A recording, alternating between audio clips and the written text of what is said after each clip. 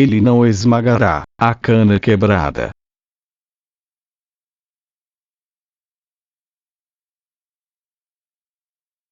Por David Wilkerson.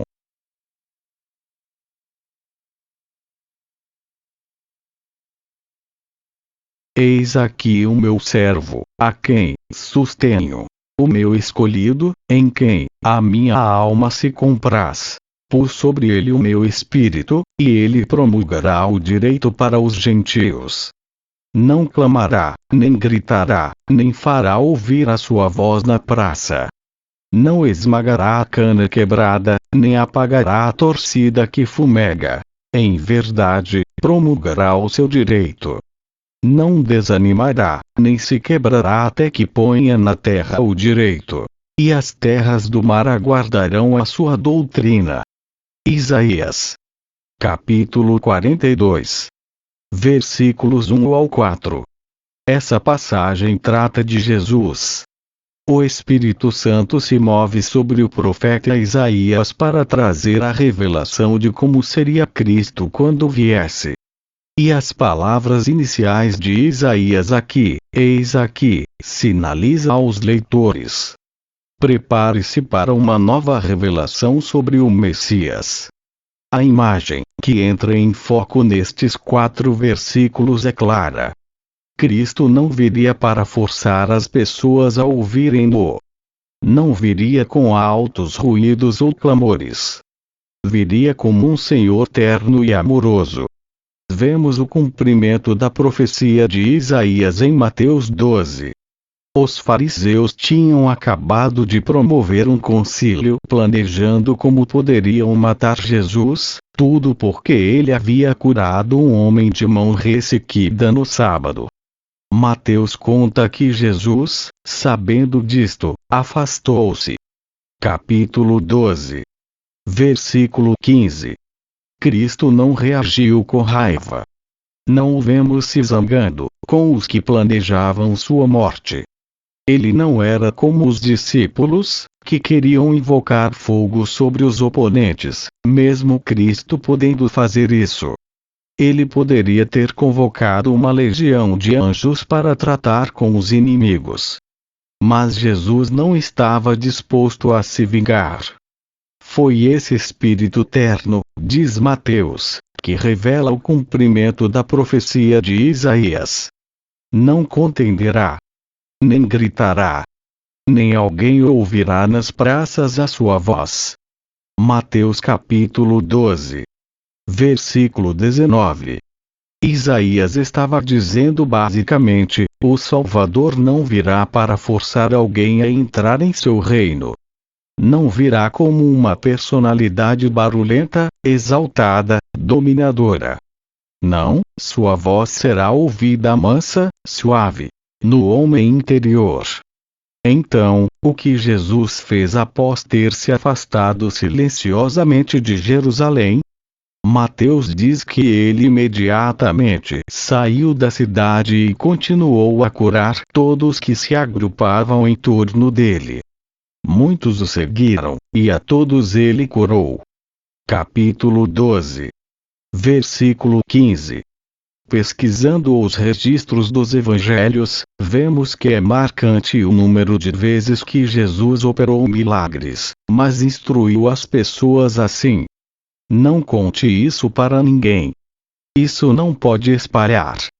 Após curar 2 cegos, Cristo diz a eles para guardarem o segredo para si próprios. Jesus os advertiu severamente, dizendo: acautelai-vos, de que ninguém o saiba. Mateus capítulo 9. Versículo 30. Após ter alimentado uma multidão de 5.000 pessoas, e de as pessoas tentarem forçá-lo a ser rei, retirou-se novamente, sozinho, para um monte. João capítulo 6. Versículos 14 e 15. Veja, Jesus não queria que as pessoas o seguissem devido aos milagres. Ele queria a devoção delas por suas palavras haverem capturado seus corações. Ele queria que a humanidade toda incluindo cada uma das futuras gerações, soubesse que ele veio ao mundo não como juiz, mas como Salvador. Porquanto Deus enviou o seu Filho ao mundo, não para que julgasse o mundo, mas para que o mundo fosse salvo por ele. João, capítulo 3, versículo 17.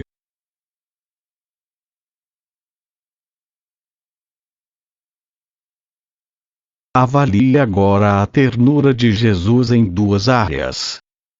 Em relação ao nosso país e a um mundo de pecado, e em relação ao seu próprio povo.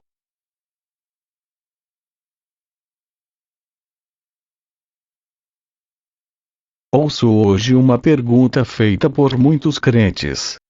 Por que Deus não levou o nosso país à condenação? Por que não trata conosco segundo os nossos pecados? Ele deu 120 anos de advertências à geração de Noé, mas após isso ele disse: chega, e trouxe o dilúvio. Deus tem sofrido os pecados desse país já por muito tempo, então por que não vemos seu justo julgamento sobre nós? Amo esse país, e por nada quero ver a condenação final de Deus sobre nossa nação. Eu de longe preferiria desfrutar da longanimidade do Senhor. Não quero ver lágrimas nos olhos de meus filhos e netos por tudo que virá sobre uma sociedade como a nossa. Mas, como muitos cristãos, estou totalmente surpreso pelo julgamento de Deus ter sido adiado. Efetivamente creio que estamos vendo inícios de condenação. Vejo terríveis calamidades tendo lugar no mundo como avisos. Ainda assim, pelo fato de a economia de nosso país ainda não haver entrado em colapso, e por ter sido capaz de funcionar como funciona, parecemos desmoronar de crise em crise, mas recebendo chance ou oportunidade após oportunidade. Estou convencido de que há apenas uma resposta a essa perplexidade. É devido ao carinho e à longanimidade de nosso Salvador. Vemos prova na profecia de Isaías.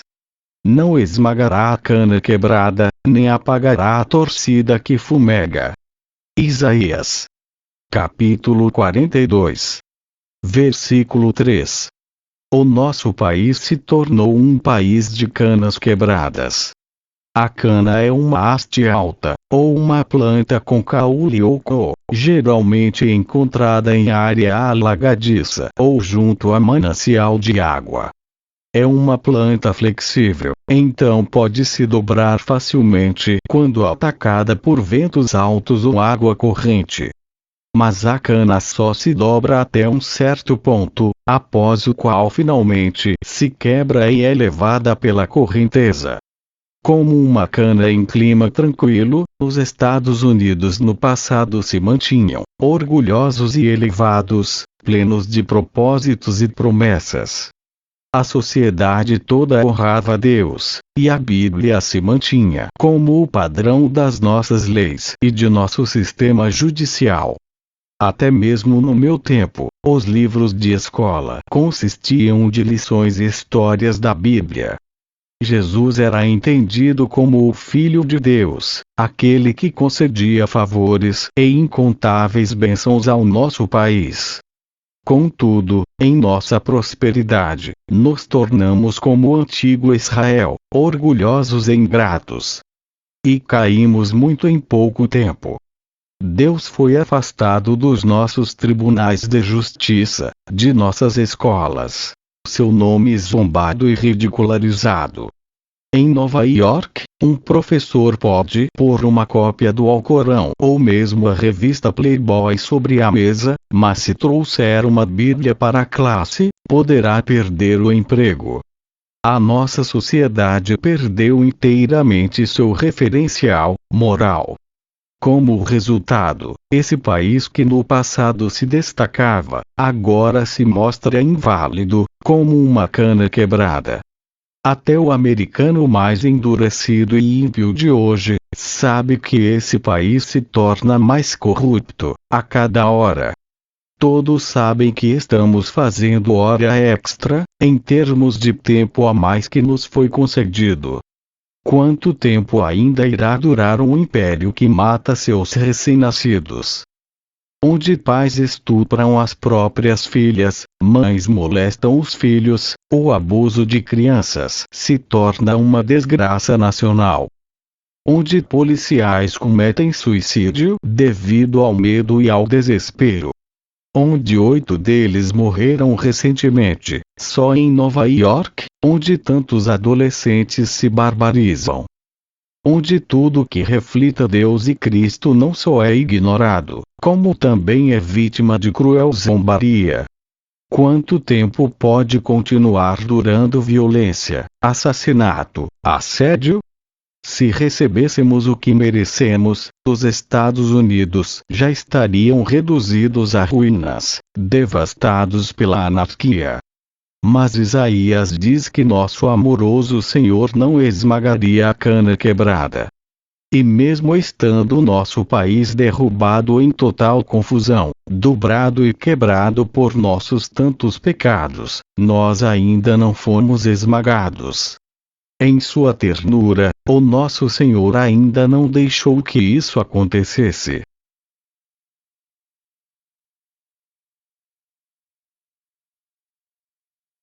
O próprio Jesus nasceu dentro de uma sociedade quebrada.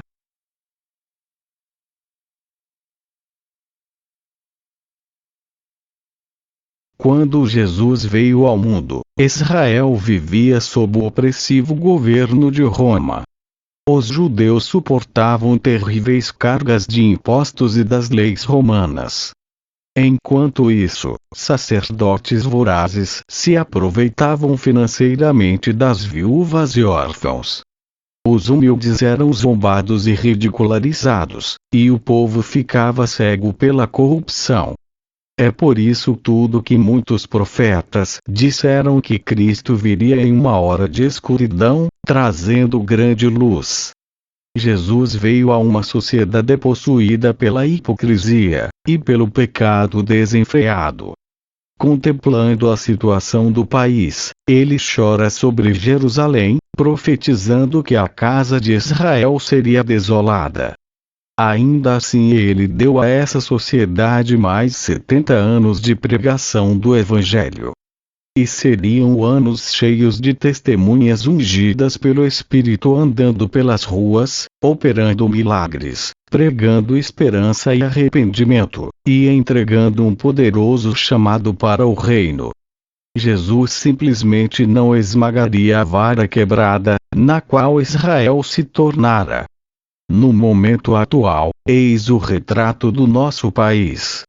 Uma sociedade totalmente quebrada em sua moralidade. Somos também uma nação com depressão, distúrbios, com pessoas vivendo em temor e em agonia mental. Há mais psicólogos, psiquiatras, assistentes sociais e conselheiros do que nunca, contudo não conseguem entender todos que pedem pelo menos uma só hora de ajuda. Até mesmo na igreja isso é real.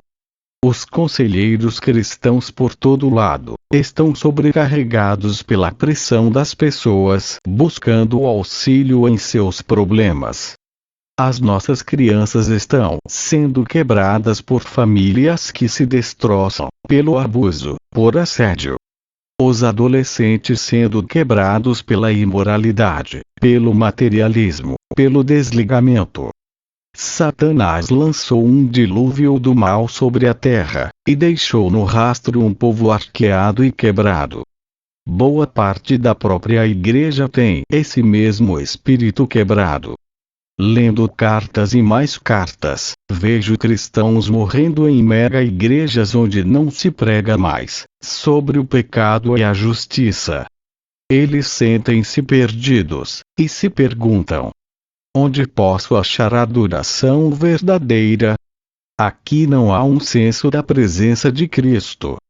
Não há quebrantamento. Os pastores também escrevem: Irmão David, eu me desviei. O jornal New York Times há pouco trouxe uma história sobre uma igreja pentecostal de 10.000 membros cuja mensagem é: estamos aqui para lhe deixar feliz. Mas é uma mensagem que traz falsa esperança e só alívio temporário. Nem apagará a cana torcida que fumega. Isaías 42:3. Em algum lugar desse país, Deus vê pavios ardendo lentamente. São pavios que no passado estavam em chamas e fervor por seus propósitos e interesses. Mas agora mal fumegam.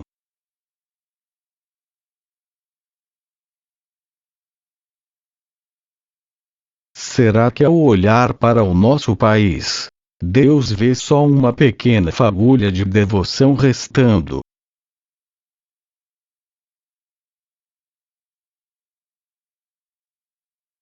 Será que ainda há um povo que se lembra do Senhor, e esteja disposto a se colocar em favor do seu nome?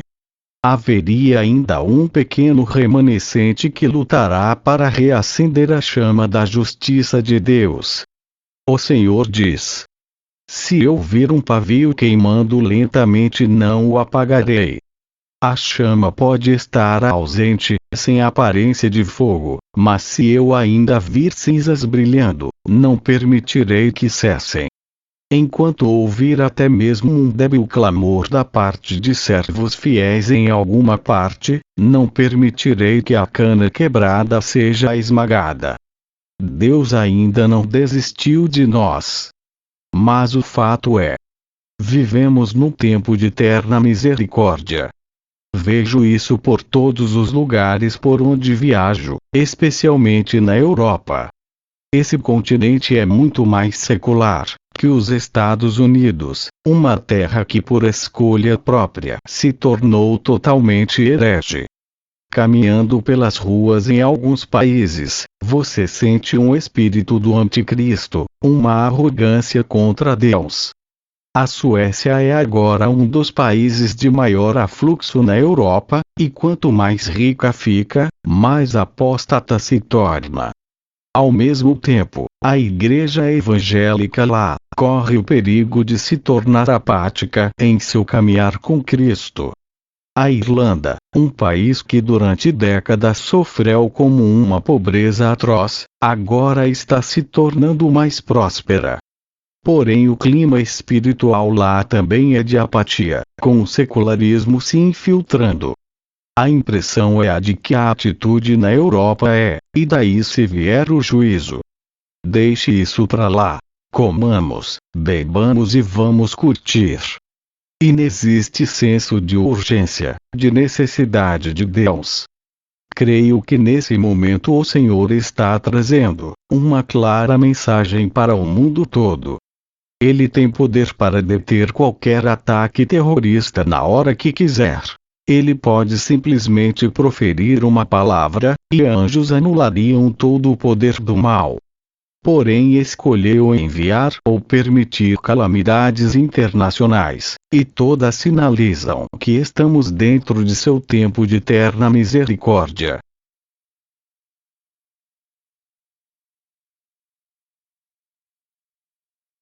Entenda o carinho do Senhor por seu povo.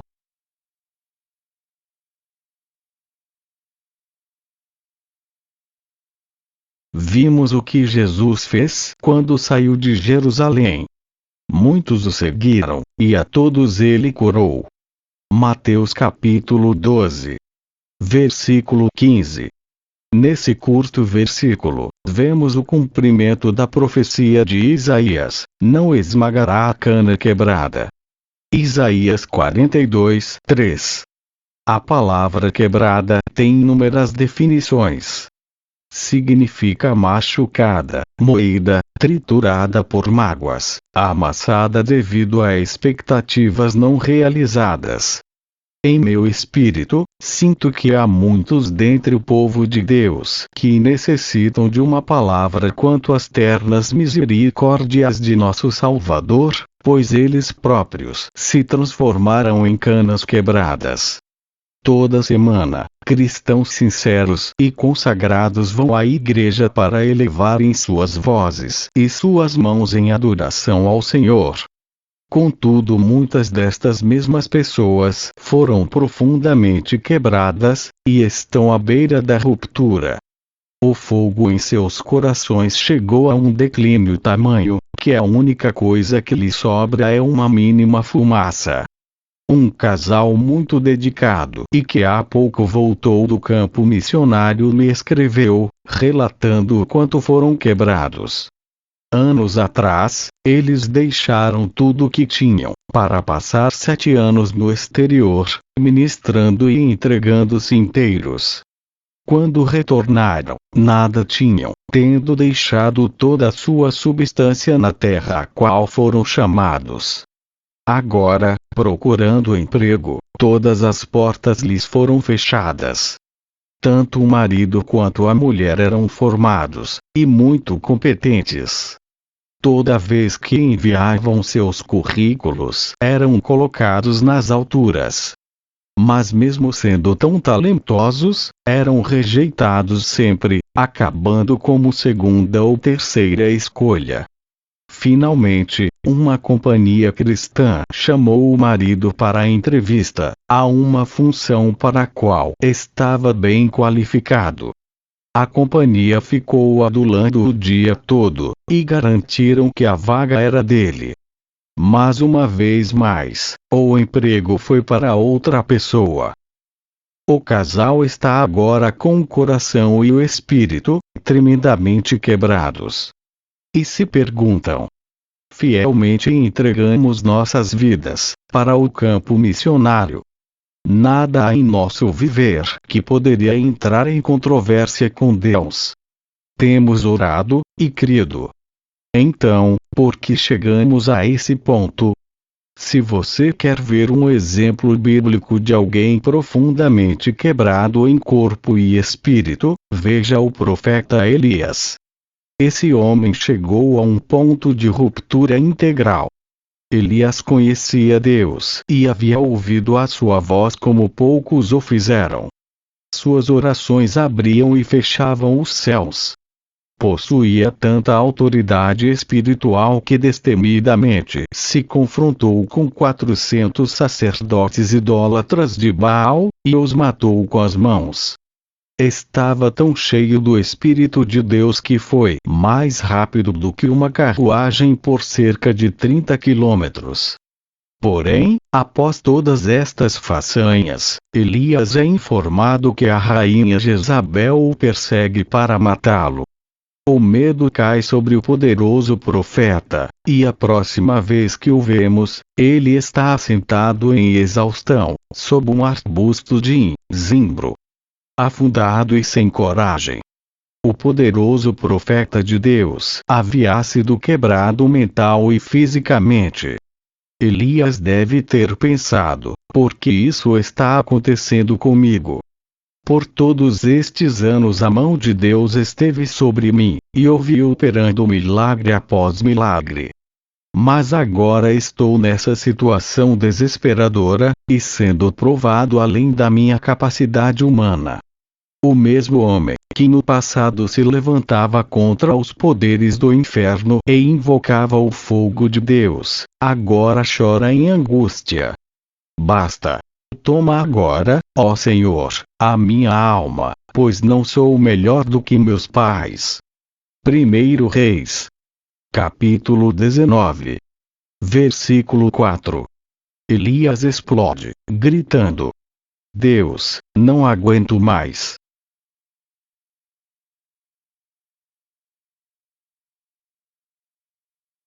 Algumas pessoas estão nesse momento embaixo do zimbro de Elias, desgastados demais para orar.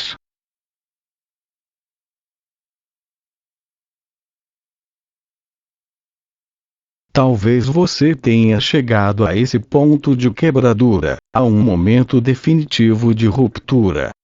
Você tem vivido como servo fiel, orado com diligência, e conhece a voz de Deus. Teve vitórias no passado, e ama profundamente o Senhor. mas agora se quebrou em profundidade, e está ferido como nunca antes na vida, e não consegue sequer orar. E você pensa: busquei a Deus fielmente, me aprofundei na palavra, orei com fervor. Mesmo assim essa provação caiu sobre mim, sem nenhum motivo, e agora a minha alma está abatida como nunca vi igual na vida. E nesse momento, nem tem mais lágrimas. Sua aparência e sua sensação são de desgaste, desencorajamento, de rejeição e solidão. Como Elias, você se curvou sob uma árvore de zimbro. Está inerte e sofrido, se agarrando à vida. Amado, o caminhar cristão é combate. Significa batalhas, desgastes, ferimentos, e um inimigo feroz disposto a nos destruir. Quando você está deprimido e alto como Elias estava, se torna lento e sonolento. E é exatamente quando se torna mais vulnerável a pensamentos condenatórios. A sua frágil consciência lhe diz: você não está orando como antes. Você não estuda a palavra mais. Está seco, morno, o fogo acabou, e você simplesmente não dá bom testemunho. Agora deixou que Satanás lhe roubasse a paz dada por Deus. Você não tem mais jeito. Pensando bem, a tua natureza carnal não muda mesmo. Após isso, a palavra de Deus lhe tentará. É exatamente o acontecido com José do Egito. Lemos que até que chegasse o tempo certo, a palavra do Senhor o tentou. E isso agora estava acontecendo com Elias também. Igualmente, quando chega a nossa hora de sermos moídos, quando chega o momento de ruptura total, acontecerá conosco também. A nossa consciência nos surrará com a palavra que escondemos no coração. Pense no seguinte: por todas as Escrituras lemos: não tenha preguiça. Ore com fervor e seriedade, buscando a Deus enquanto se pode achar. Entregue-se à oração e à palavra. Remindo o tempo. Cuide-se da preguiça das virgens loucas. Deus diz que o seu povo o esqueceu há tempo sem fim. Todas estas passagens e princípios chegam correndo a nossas mentes nos momentos de quebradura. E achamos: desapontei ao Senhor. Não obedeci à palavra. Sua hesitante fé é o pavio ardendo, e o diabo está ansioso por vê-lo apagado. Como Elias, ficamos tão cansados e sem coragem, que tudo o que queremos é dormir. As Escrituras dizem que foi exatamente o que esse piedoso homem fez. Deitou-se e dormiu. 1 Reis. Capítulo 19. Versículo 5. Ele simplesmente não aguentava mais levar aquela carga. Mas o Senhor não repreendeu Elias por isso. Deus sabia que seu servo tinha chegado ao ponto de ruptura. Veja o nosso precioso Pai comentando sobre Elias. Olhe esse homem fiel, quebrado e sofrido. Ele chegou ao fim da linha, e não consegue mais explicar a ninguém a sua dor. Eu lhe prometi: não esmagarei a cana quebrada. Então, o que aconteceu? O anjo do Senhor tocou Elias e lhe disse: levanta-te e come, porque o caminho te será sobremodo longo. Capítulo 19. Versículo 7. Cá está uma incrível palavra para toda cana quebrada que estiver lendo essa mensagem.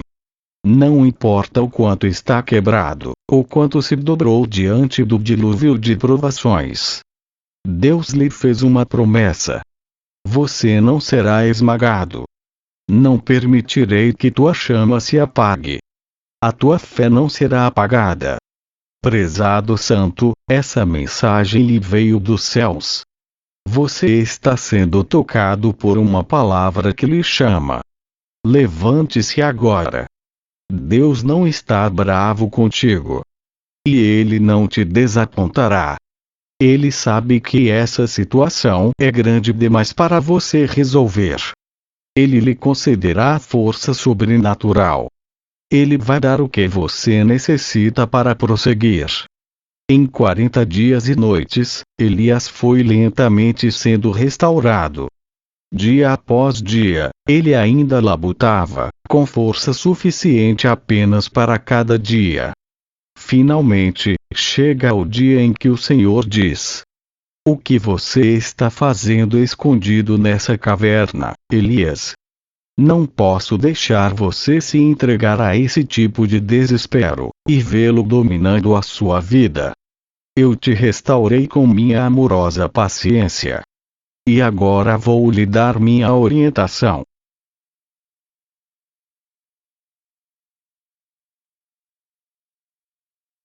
Que palavra você precisa ouvir para lhe tirar de sua caverna?